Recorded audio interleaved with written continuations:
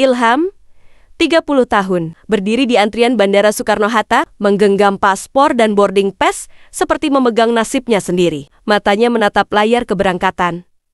Lyon, Prancis. Transit di Doha.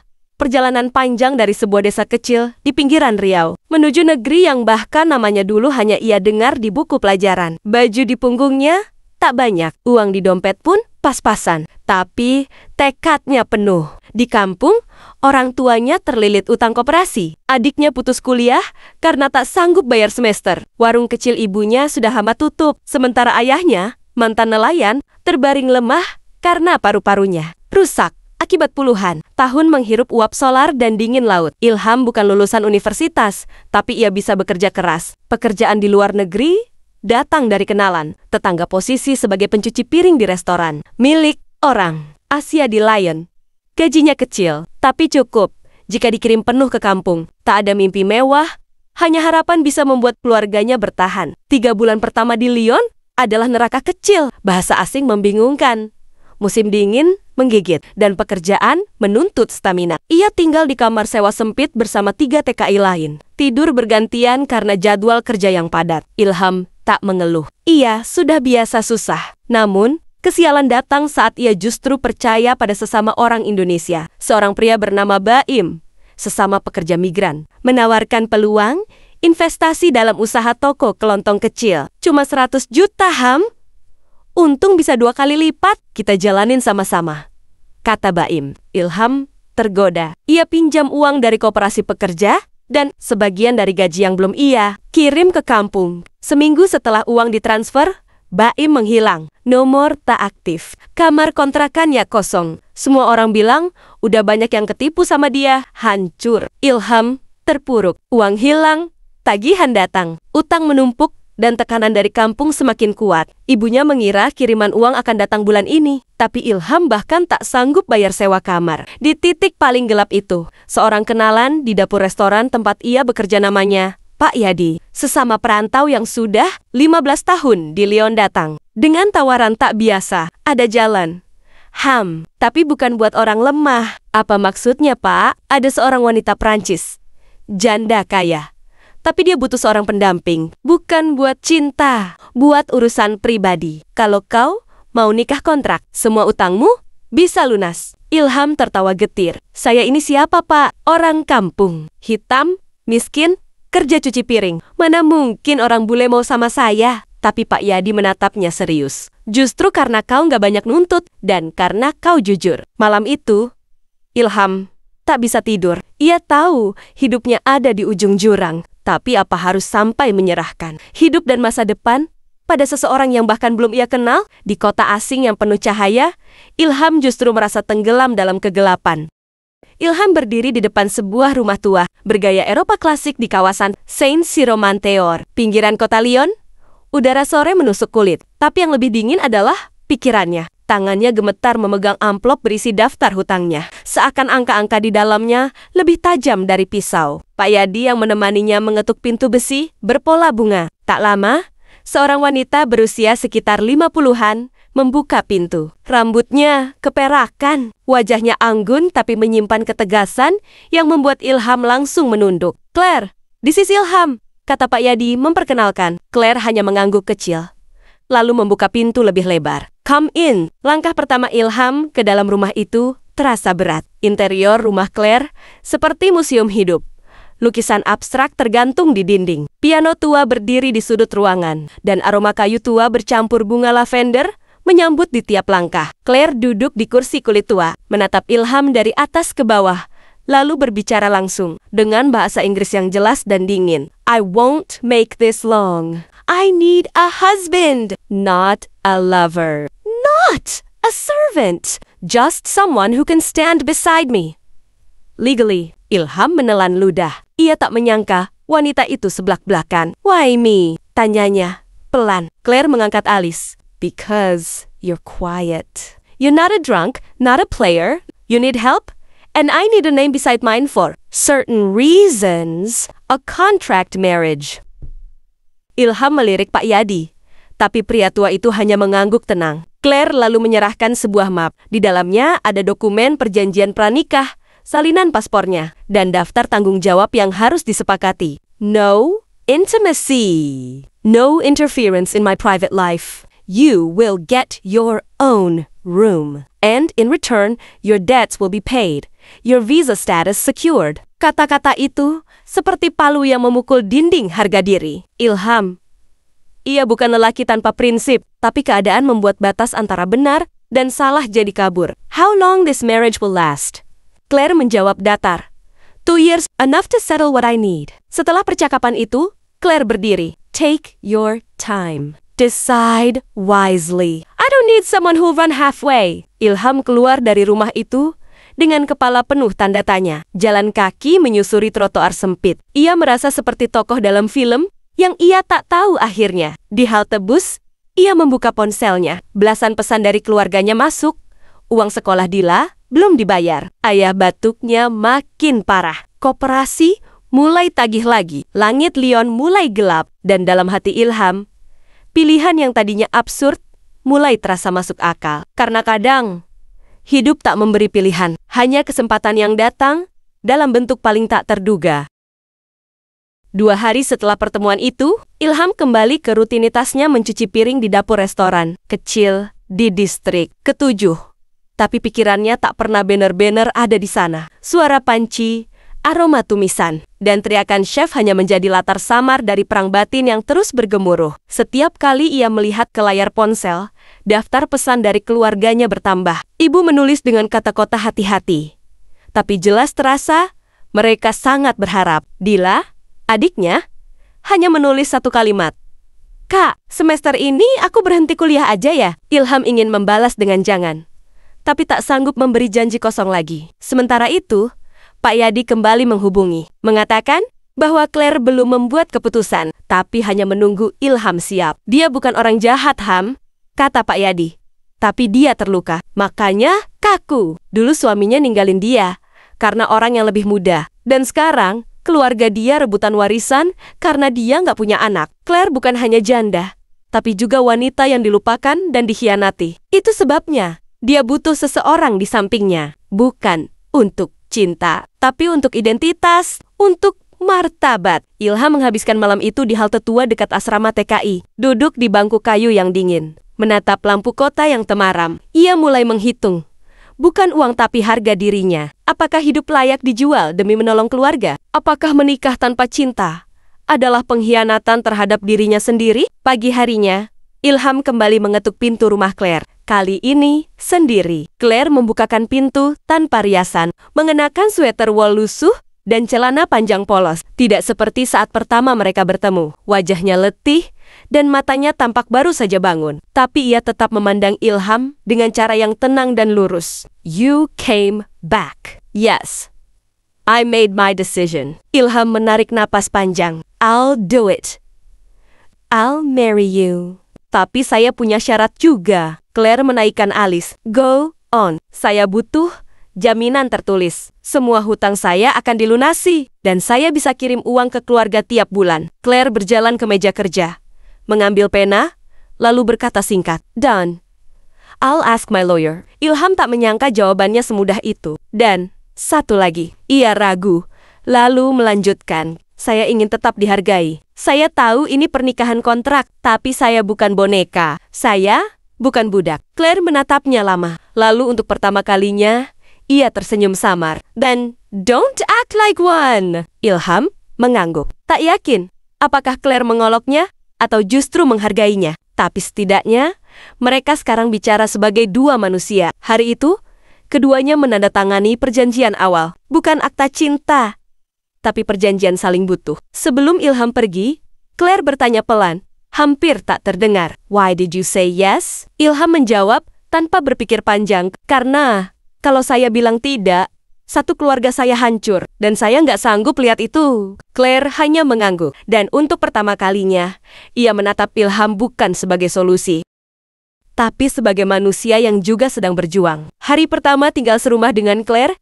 dimulai tanpa sambutan. Tak ada pesta kecil, tak ada sapaan hangat. Claire menyerahkan kunci rumah, menunjukkan kamar di lantai atas yang sekarang jadi milik Ilham, lalu kembali ke ruang kerjanya seperti tak terjadi apa-apa. Kamar Ilham bersih, sederhana, dan sepi. Satu tempat tidur kecil, meja belajar, lemari kayu tua. Di sudut, ada jendela yang menghadap kebun belakang penuh pohon lavender dan batu kerikil. Indah, tapi dingin, seperti rumah itu sendiri. Ilham mencoba menyesuaikan diri. Ia tetap bangun pagi, membersihkan dapur, meski Claire tak pernah memintanya. Mencuci piring bekas sarapan Claire, menyapu halaman, menyiram tanaman. Rutinitas memberi pegangan, meski hatinya masih goyah. Hari-hari awal terasa canggung. Mereka makan di meja makan yang sama, tapi dalam diam. Ilham tak tahu topik apa yang aman dibicarakan. Claire tampaknya juga tidak tertarik membuka ruang percakapan. Namun, di balik sikap dinginnya, Claire mulai menunjukkan bentuk perhatian yang tidak langsung. Suatu sore,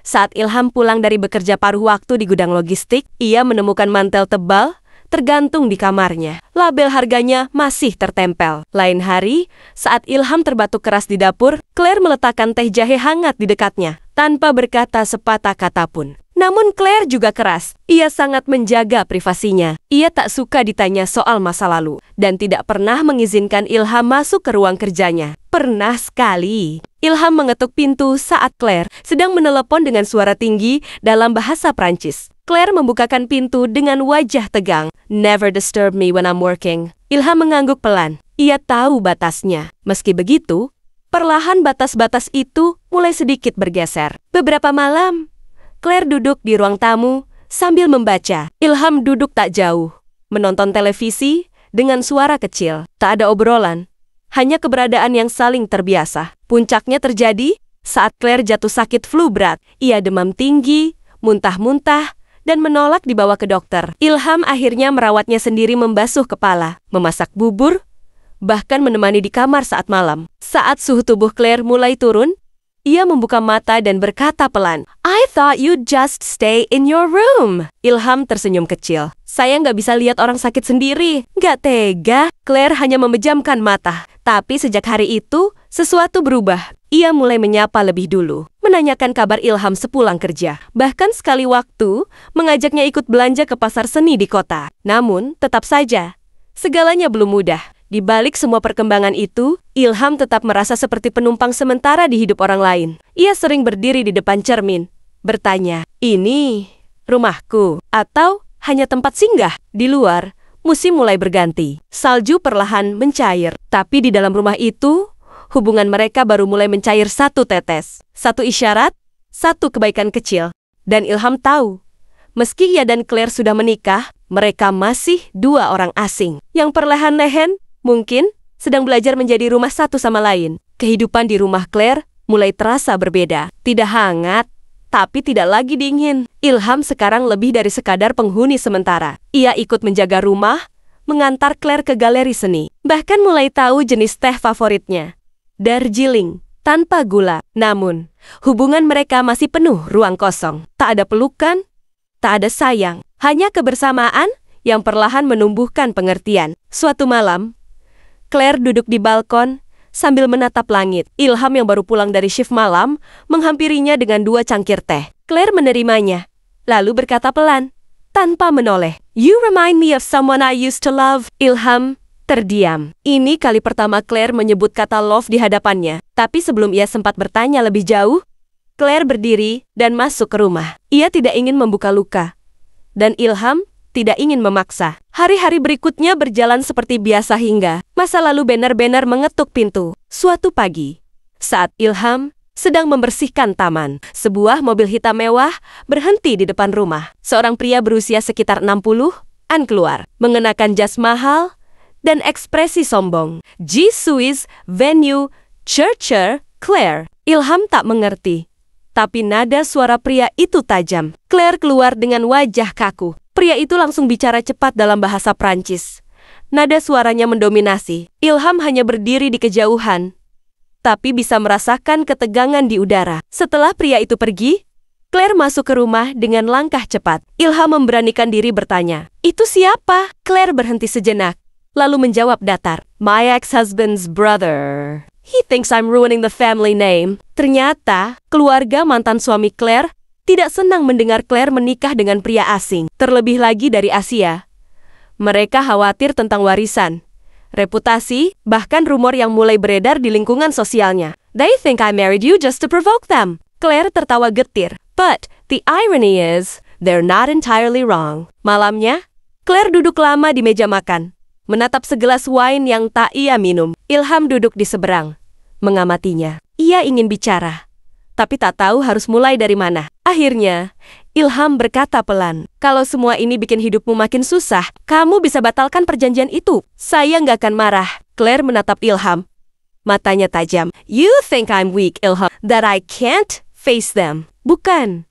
Saya cuma nggak mau jadi alasan kamu dibenci semua orang. Claire menarik napas dalam. Then be the reason they have to rethink who I am. Hari itu, Ilham menyadari sesuatu. Claire bukan hanya wanita kaya yang kesepian. Ia juga pejuang yang terluka, tapi tak mau dikasihani, sama seperti dirinya. Namun, di luar rumah, isu pernikahan mereka mulai menyebar. Di komunitas TKI, gosip bermunculan. Beberapa teman Ilham menjauh.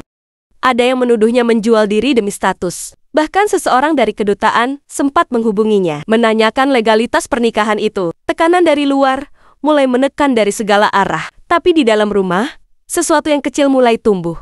Saling percaya, dan Ilham mulai bertanya dalam hati, kalau dunia menghakimi, tapi hati ini mulai merasa tenang, apakah itu berarti aku mulai mencintai hidup ini? Ilham tak menyangka bahwa kehidupannya yang awalnya hanya ingin keluar dari lilitan utang berubah jadi pusaran emosi yang tak pernah ia duga. Yang awalnya kontrak, kini terasa nyata. Tapi justru ketika hatinya mulai tenang, badai datang menghantam. Pagi itu, rumah Claire dipenuhi ketukan. Dua pria dari dinas imigrasi datang bersama seorang penerjemah. Mereka membawa dokumen dan tatapan curiga. Kami mendapat laporan bahwa pernikahan ini fiktif. Anda harus hadir di pengadilan minggu depan. Claire membaca surat itu dengan rahang mengeras. Ilham menatap wajahnya yang perlahan kehilangan warna. Setelah petugas pergi, Claire menutup pintu dengan tangan gemetar. Ia berbalik.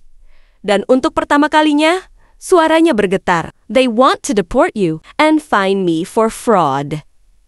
Ilham terpaku. Dunia terasa berhenti sejenak. Apa yang harus kita lakuin? Claire menatapnya lama. Lalu berkata, we have two options. One, we end it here. We annul the marriage and you go back to Indonesia, clean, safe too. We fight this together. But that means this has to be real. No more contract. No more boundaries. Ilham terdiam. Hatinya berkecamuk. Ia datang ke negara ini untuk bekerja, bukan untuk cinta. Tapi kenyataannya, setiap hari yang ia lewati bersama Claire, perlahan membangun rumah baru dalam dirinya. Rumah yang tak lagi dingin. Rumah yang ada senyumnya, diamnya, baunya. Kalau saya bilang, saya mau tetap tinggal. Claire melangkah mendekat, perlahan. Then, we have to prove it. That this marriage is not fake. Hari-hari berikutnya berubah menjadi latihan kedekatan. Mereka belajar menjawab pertanyaan-pertanyaan khas yang akan diuji oleh pihak pengadilan. Makanan favorit pasangan, kebiasaan tidur, parfum yang biasa dipakai, bahkan tanggal ulang tahun. Tapi yang menarik, latihan itu membuat mereka benar-benar saling mengenal. Claire mulai tertawa saat Ilham salah menebak warna sprei kesukaannya. Ilham mulai paham bahwa Claire menyimpan foto suaminya dulu di laci. Bukan karena belum move on, tapi karena rasa hormat. Malam sebelum sidang, mereka duduk berdampingan di ruang tamu. Kamu takut? Tanya Ilham. Claire mengangguk pelan, but not because of the court. I'm afraid this ends, and I realize I've grown attached to a man who was never meant to stay. Ilham tak menjawab. Ia hanya menggenggam tangan Claire untuk pertama kalinya. Tak ada kata cinta, tapi genggaman itu cukup untuk menjawab. Hari sidang tiba. Mereka duduk berdampingan, menjawab pertanyaan satu persatu. Petugas menatap curiga. Tapi Claire dan Ilham menjawab dengan jujur tentang teh Darjeeling, tentang mantel musim dingin, tentang balkon tempat Claire suka merenung. Di akhir sidang, hakim menatap mereka dalam. This court sees signs of genuine emotional connection. Case is dismissed. Claire tak bersorak, Ilham tak melonjak. Tapi saat mereka keluar dari ruang sidang, Claire menggamit lengan Ilham dan untuk pertama kalinya memeluknya erat. Di pelukannya, Ilham tahu, ini bukan kontrak lagi. Ini bukan pelarian. Ini adalah kehidupan yang ia pilih penuh luka, tapi juga harapan. Musim semi datang lebih hangat tahun itu. Pohon-pohon di kebun belakang rumah Claire mulai berbunga. Lavender yang sempat layu saat musim dingin, kini tumbuh kembali pelan. Tapi pasti, seperti hubungan mereka, sudah hampir 3 bulan sejak sidang imigrasi. Claire dan Ilham kini hidup tanpa perjanjian di antara mereka. Tak lagi ada batas waktu 2 tahun. Tak ada lagi catatan kewajiban. Hanya 2 orang yang, entah bagaimana, belajar saling menjadi rumah. Claire mulai mengizinkan Ilham masuk ke ruang kerjanya. Di sana, Ilham melihat lukisan-lukisan yang belum pernah ia tahu sebelumnya penuh warna. Tapi juga penuh luka. Salah satunya, potret seorang pria berkacamata dengan latar belakang laut yang gelap. "Dia mantan suamiku," ujar Claire saat Ilham memandangi lukisan itu. "Orang terakhir yang aku cintai sebelum kamu datang." Ilham diam. Tak tahu harus bahagia atau sedih. Claire tersenyum kecil. "Aku tahu, ini bukan cinta seperti di novel. Tapi kamu hadir di saat aku merasa tak pantas dicintai lagi. Dan kamu tinggal. Bahkan saat aku suruh pergi." Di sore lain, Ilham mendapat surat dari Indonesia. Ibunya menulis dengan tulisan tangan yang gemetar, mengabarkan bahwa utangnya sudah lunas. Dila mulai kuliah lagi. Dan ayahnya mulai bisa berdiri meski dengan tongkat. "Kami bangga sama kamu, Ham. Kami nggak tahu apa yang kamu korbankan di sana, tapi kami tahu, kamu laki-laki yang pegang janji." Ilham menatap surat itu lama. Dulu, ia datang ke Prancis untuk melarikan diri dari utang. Kini, ia tinggal karena akhirnya menemukan alasan untuk bertahan. Suatu malam, di balkon yang dulu sunyi, Claire duduk bersandar di bahu Ilham. "You still wanna go back?" Ilham menggeleng. "Kalaupun pulang, bukan untuk lari, tapi untuk pulang beneran sama kamu." Claire menatap langit, lalu berbisik, "Then maybe this isn't just a marriage of need, but a marriage of choice." Beberapa bulan kemudian, mereka pergi ke Indonesia. Claire bertemu keluarga Ilham, tinggal sementara di rumah panggung tua di pinggir sungai, makan nasi goreng buatan ibu Ilham, dan belajar memakai sarung. Warga kampung menatap heran, tapi juga penuh rasa ingin tahu. Mereka tidak melihat Claire sebagai bule tua, tapi sebagai wanita yang berdiri di samping Ilham dengan tenang, tulus, dan penuh hormat. Claire tertawa saat bermain congklak dengan anak-anak. Ilham tak pernah melihat senyumnya selapang itu. Di malam terakhir di kampung, sebelum kembali ke Prancis, Claire bertanya, "Kalau waktu bisa diulang, kamu tetap mau menikah denganku?" Ilham menggenggam tangannya. "Dulu mungkin karena terpaksa. Tapi sekarang, aku nggak bisa bayangin hidup tanpa kamu." Mereka bukan pasangan sempurna, tapi siapa bilang bahagia harus sempurna? Karena kadang, kebahagiaan datang bukan dari pilihan yang mudah melainkan dari keberanian bertahan dan membiarkan rasa tumbuh dari hal yang paling tak kita duga.